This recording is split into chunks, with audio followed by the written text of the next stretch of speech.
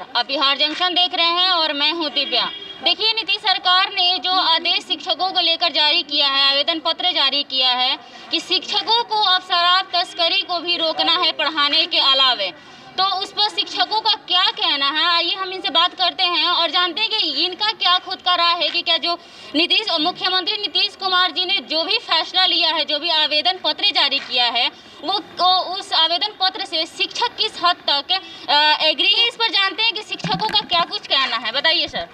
ये नीतीश कुमार का जो आदेश, जो फरमान हुआ है, एकदम गलत, सरासर गलत है। शिक्षकों का काम है पाठशाला, न कि मधुशाला का काम दिया जाए। इसके लिए तो बिहार सरकार अपना मद्य निषेध विभाग है, फोर्स है, अपनी पुलिस है, गृह विभाग है, लेकिन ये काम हम लोग को अब बच्चे की पढ़ाई छोड़कर और ये काम पाठशाला छोड़कर हम मधुशाला का काम करें, ये तो कहीं से सरासर गलत है। हम लोग पूरे शिक्षक इसका विरोध कर रहे हैं और इसके प्रति 7 तारीख को हम लोग उसका प्रति जो है आदेश का प्रति हम लोग जलाएंगे और इसका घोर विरोध कर रहे हैं, ताकि हम लोग शिक्षकों का पढ़ाई करें कि ये करें जी। ये सरकार बताए हम लोग को फोर्स में ही बहाली कर दे। हम लोग को दारू और शराब का जो नशा का जो है वही काम के लिए, रोकथाम के लिए लगा दे, और बच्चों के पढ़ाई के लिए बिहार सरकार क्या व्यवस्था करेगी, हम लोग का हटाकर पुलिस को लगा दे। यहाँ पर हम लोग इसका घोर विरोध कर रहे हैं और आप आए और न्यूज़ चैनल हम लोग को मदद कर रहे हैं कि ये चीज़ को ज़्यादा से ज़्यादा प्रदर्शित कर और सहयोग के हुआ कि इसको हाईलाइट किया जा रहा है। ये होनी चाहिए। इसके लिए आपका न्यूज़ चैनल का धन्यवाद। देखिए सर, इससे पहले भी आए थे निर्देश कि जो खुले में शौच करते हैं, आपको सुबह उठकर जाकर निगरानी करना कि कौन खुले में शौच कर रहा, आप ही लोग के जिम्मे था। उसके बाद अब आया कि आपको पढ़ाने के अलावे, पढ़ाने के बाद आपको शराब तस्करी को भी रोकना है। तो ये सब मैंने जाकर, ये संभव ही नहीं है कि हम लोग स्कूल करें, बच्चों को पढ़ाएं कि मधुशाला का काम करें। ये काम हम लोग से संभव नहीं है। स्कूल के बाद आदमी घर में जाएगा, अपने बच्चे को देखेगा कि 4 बजे के बाद फिर जाके हम मधुशाला को खोदते चले और कौन शराबी तस्करी करे और उसका सुरक्षा कौन देगा। अगर वो कल मारपीट करेगा कि हम मेरा नाम बताया, ये कभी गोपनीय नहीं रह सकती है। तो हम लोग का उधर पुलिस भी मारेगी और आम जनता भी मारेगी। ये काम हम लोग शिक्षक इसका विरोध करेंगे और कभी नहीं करेंगे। देखिए, अभी हमने स्कूल के प्रधानाध्यापक से बात किया और उनका राय जाना। आइए और शिक्षकों से बात करते हैं और जानते हैं कि उनका क्या कुछ कहना है। बताइए मैडम कि आपका शराब तस्करी। मेरा यही कहना है कि सरकार इसका रिस्क ले, पहले तब टीचर जाए नशा मुक्ति के लिए। सरकार रिस्क ले कि अगर जो नशा कर रहा है, मैं उसके पास जाती हूँ और मेरे साथ वो बदतमीजी करता है, कुछ भी होता है मेरे साथ, तो सरकार रिस्क लेती है इसका। जी। सरकार को रिस्क लेना होगा। हमें बॉडीगार्ड दे तब मैं जाती हूँ उसके लिए। जी। मुझे बॉडीगार्ड चाहिए। महिला शिक्षा के लिए कितना मुश्किल होगा शराब तस्करी को रोकना? मैडम, महिला शिक्षा के लिए इसलिए मुश्किल है कि महिला के पास स्कूल में भी बच्चों को पढ़ाना है। मैं बच्चों को पढ़ाऊँ कि मैं जाऊँ तस्कर को रोकने के लिए? मैं किस समय जाऊँ? मैं अपने बच्चों के लिए समय दे सकती हूँ कि नहीं? मेरे अपने बच्चे भी हैं कि नहीं? मैं कमाती हूँ किस लिए मैडम? मैं कमाती हूँ अपने बच्चों के लिए। अगर मैं अपने बच्चों के लिए, मैं कमाने से क्या फ़ायदा? अगर सरकार मुझे ड्यूटी देती है कि अब 10 से 4 नौकरी कीजिए और उसके बाद महिला तस्कर को रोकिए, नशा मुक्ति केंद्र में जाइए, आप नशेड़ी को पकड़िए, तो मैं नशेड़ी को पकड़ूँ दिन भर कि मैं बच्चों को पढ़ाऊँ, क्या क्या करूँ? हम लोग तो खाली बैठे नहीं ना हैं। देखिए, जो सरकार बोलती है कि जो भी कार्य जनता करती है वो सरकार ये देश के हित के लिए करती है, तो आपको क्या लगता है कि ये जो शिक्षा कार्य दिया गया है शराब तस्करी को रोकना, तो वो कितना ये जनता हित और देश हित के लिए का है? मैं सबसे पहले सरकार से ये कहना चाहती हूँ कि सिर्फ शिक्षक बैठे हैं सब कुछ रोकने के लिए। उन्हीं के पास सिर्फ समय है और लोग क्या कर रहे हैं?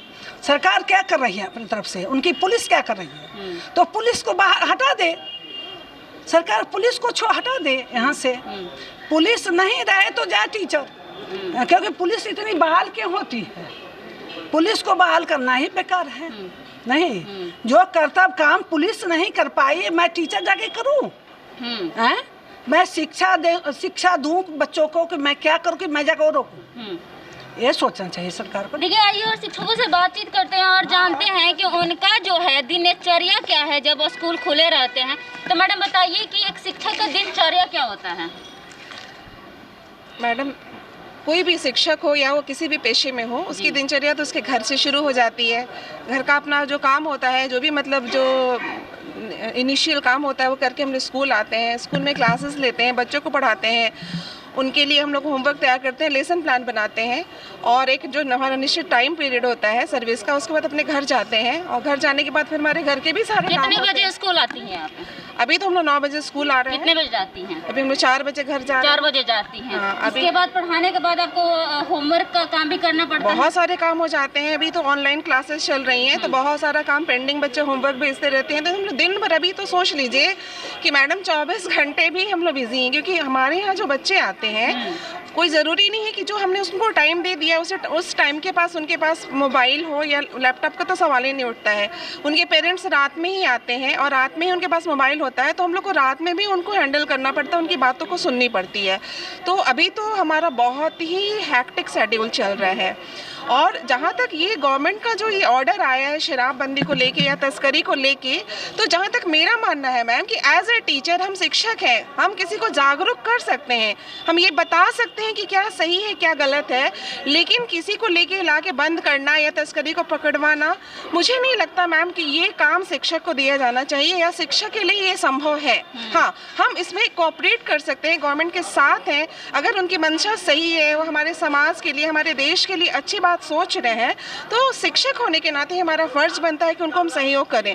लेकिन जाके मधुशाला में उनको रोकना, उनको पकड़ना, या मान लीजिए हमारे पड़ोस में ही कोई है वो शराब का इस तरह का कोई काम करता है, तो हम महिला होने के नाते मैडम नहीं दुश्मनी ले सकते हैं। देखिए, शिक्षक का दिनचर्या जो होता है पहले से ही काफी व्यस्त दिनचर्या है। बिल्कुल, उसके बिल्कुल। बावजूद भी आपको जो टाइम मिलता है, समय मिलता है, उसमें आपको जाके शराब तस्करी रोकना है, तो इसमें आप लोग कैसे खुद को मैनेज करेंगे?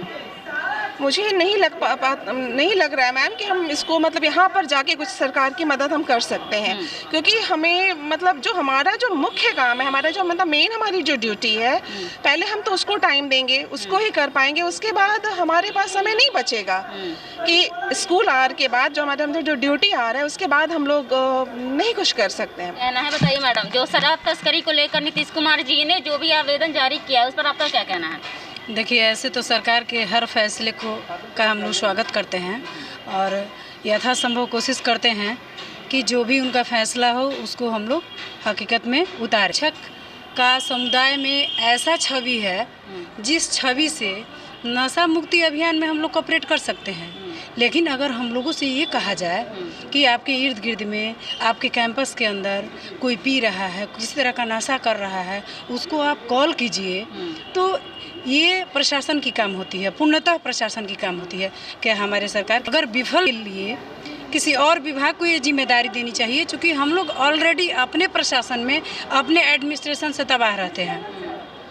हम लोगों की जिम्मे बहुत सारी ऐसे कामें हैं जो कि आजकल कोरोना के लेकर के अल्टरनेट ऑनलाइन क्लास हम लोग कर रहे हैं, घर पे भी काम करते हैं, स्कूल में भी काम करते हैं, पेपर वर्क होता है। अब इसके अलावा अगर हम लोग अपने कैंपस के बाहर, अपने अगल बगल के लोगों को ये देखते चले तो क्या हम लोग व्यक्तिगत रूप से बंधे हुए नहीं हैं?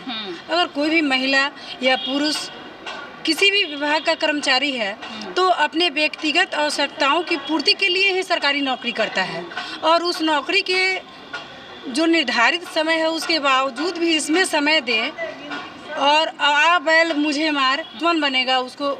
अगर हम जाते हैं कहने के लिए आप मत पीजिए, मत खाइए, हम आपके अगेंस्ट में हम महिला शिक्षक होने आप है, महिला शिक्षक के लिए कितना मुश्किल है शराब तस्करी को रोकना? बिल्कुल असंभव है। हमसे रिलेटेड या हमसे जुड़े हुए जो भी हमारे बच्चे हैं, हमारा शिक्षक समुदाय है, कह सकते हैं कि ये काम सही, लेकिन हमारे इर्द गिर्द रहने वाले लोग, कैंपस में रहने वाले लोग, रोड चौराहे के लोगों को हम पीते खाते या नशे में चूर व्यक्ति को अगर जा कर के हम इस तरह का बात कहते हैं तो पूर्णतः हम लोगों पर आघात करेगा, और ये हम लोग कभी भी नहीं कर सकते हैं, क्योंकि हम अपना हमको नहीं कर सकते हैं। सरकार अगर इस तरह का निर्णय ली है तो वापस करें और प्रशासन को दे, ये काम उन्हीं लोगों का काम है, हम लोगों की काम नहीं है। देखिए, हमने यहाँ के तमाम शिक्षकों से बातचीत किया, आए जाने कि शिक्षक आखिर कैसे खुद को मैनेज करेंगे, क्योंकि शिक्षकों के जिम्मे और भी बहुत सारे काम, चुनाव भी कराना पड़ता है। मास्क वितरण कोरोना के टाइम पे शिक्षकों के जिम्मे ही ये आया था। उसके बाद अगर कुछ खुले में शौच करता है तो इसका भी जिम्मा शिक्षकों ने ही ले रखा है। तो सरकार से इनका बस यही कहना है कि क्या जो तमाम कार्य है देश के हित के लिए वो सिर्फ शिक्षक ही करेंगे, और भी लोग हैं उनको भी शिक्षक, ये जो सरकार है उनको भी काम दे, क्योंकि शिक्षकों के कंधे पर ऑलरेडी बहुत सारे पहले से ही बहुत बड़ी जिम्मेदारी है बच्चों को शिक्षित कराना और उनको आगे अपने फ्यूचर के लिए प्रेरित करना। तो यहाँ के लोगों की और जाना कि उनका क्या कुछ कहना है। तो इसी के साथ आप बिहार जंक्शन के साथ बने रहिए। धन्यवाद।